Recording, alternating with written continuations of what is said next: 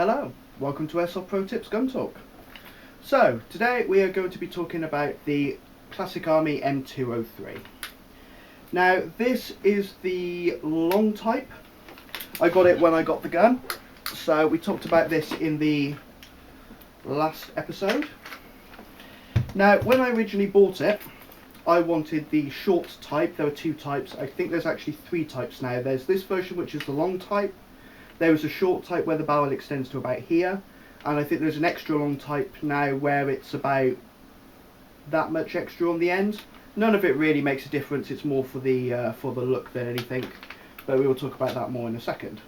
So, yeah, we've talked about grenade launchers before. We've talked about their effectiveness and all that kind of things, but we're not going to worry about that too much for now. Now, when I first bought this, what I originally wanted was the short type grenade launcher, because I was worried that it was going to stick out a little bit too far on the front, but as you can see, it actually sits really flush.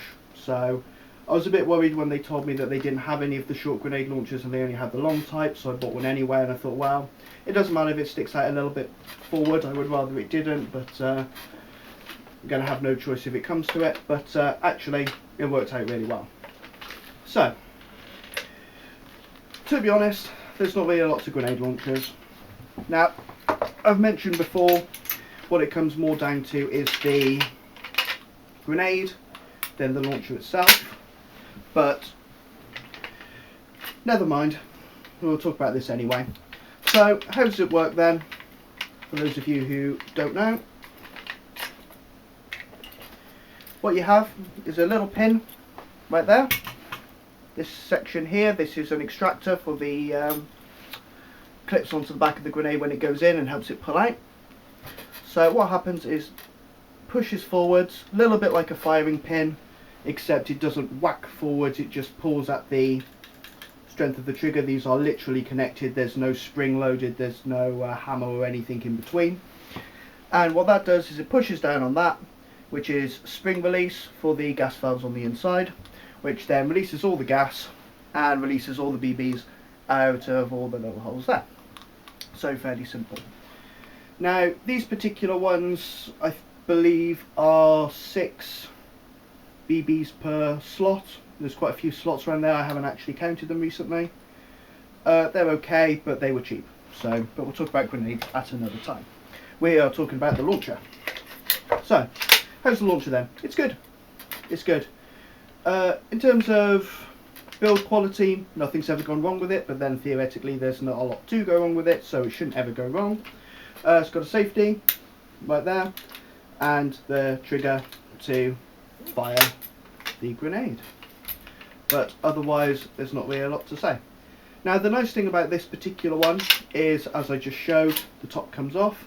Now, this lets you put in a grenade that's longer than that, because they used to be Madball used to do some grenades with little rocket attachments, and you could pop those in, and you could use much taller grenades and various other different things, whereas some are locked to that there. But so that's quite nice, although not something you would ever really need. It extracts well. I've never had a issue with it FTE, so failure to extract. So I pop that in, and it pulls back out again. So it all seems to work, it all seems to clip nicely, it all seems to work nicely. So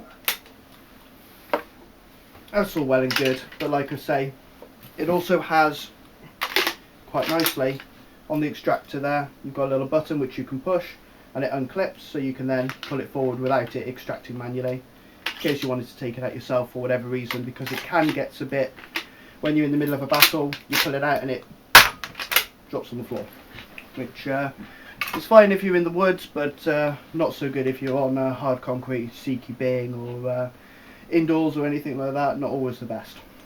So in terms of internals, it's all well and good, but then, like I said before, there's not a lot to go wrong. In terms of externals, it's all good as well. It's about the same quality as the Classic Army gun itself. The only thing that has happened over the years is it's taken a little chip. Don't know if you can see that on camera. The plastic at the front, because it's supposed to be that kind of hard edge, but it's just chipped off. It obviously took a knock somewhere, don't know exactly how that happened, but when you're running around, especially when you're CQBing, things get knocked, things like that happen. So it happens. So this was, I believe, £120 when I bought it, I think.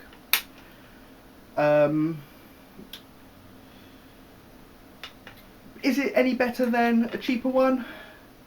In terms of build quality, maybe, but otherwise, chances are probably not.